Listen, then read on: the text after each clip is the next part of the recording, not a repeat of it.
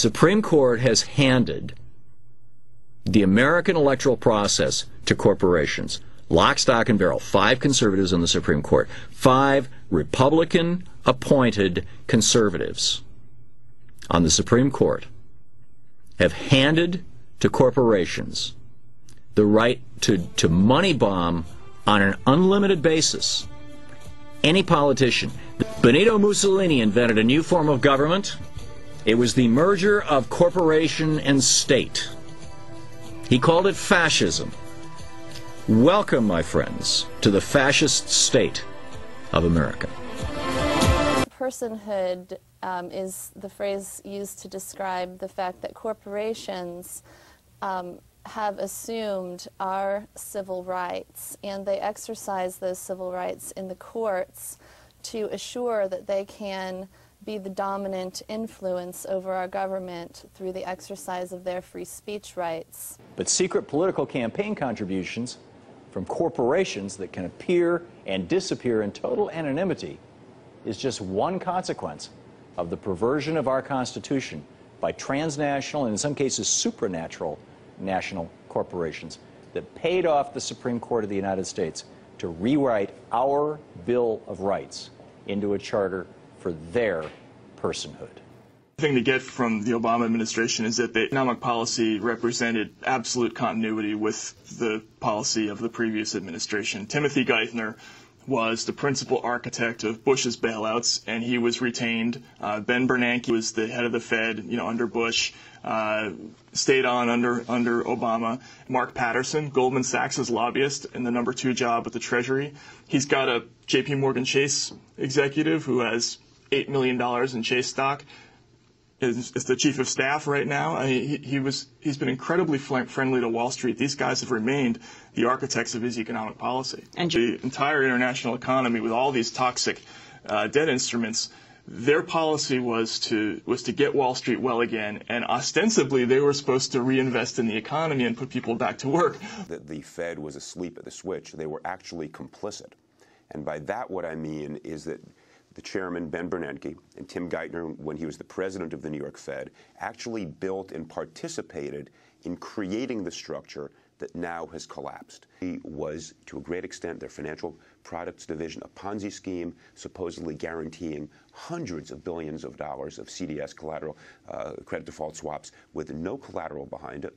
That is part of what brought us down, but that is the system that the Fed was overseeing. He turned to the disciples of Robert Rubin, the Lawrence Summers, Timothy Geithner, the very people that had, with Rubin, created this mess, and said, okay, you guys, fix it all. And they haven't fixed it. They've taken care of Wall Street, and as my subtitle in my book said, they mugged Main Street.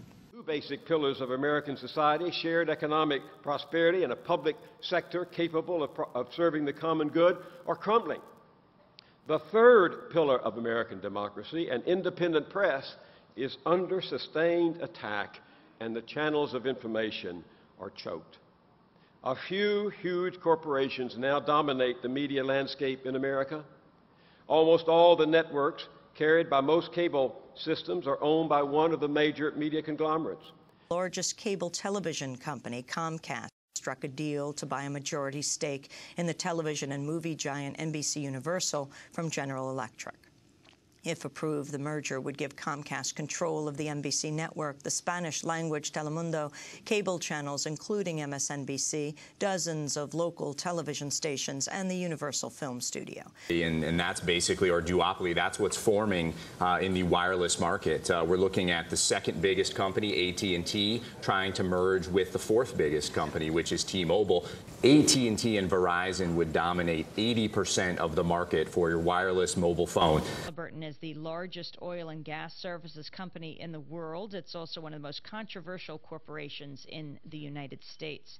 The company has been the #1 financial beneficiary of the invasion of Iraq, raking in some $18 billion in contracts to rebuild Iraq's oil industry and service U.S. troops. It's also been accused of more fraud, waste, and corruption than any other Iraq contractor, with allegations ranging from overcharging tens of millions of dollars for fuel and meals to outright bribery. Halliburton's also currently under investigation by the Department of Justice. And of course, the connections to the Bush administration cannot run deeper. Vice President Dick Cheney is the former chief executive of Halliburton prior to his taking office in 2000. This idea of the military-industrial complex, you know, the confluence of big business, the defense industry, and politicians. So Halliburton, like the Carlyle Group, is a company that uses political influence in order to enhance its finances. Today is what I would call a military-industrial, intelligence, oil, media complex.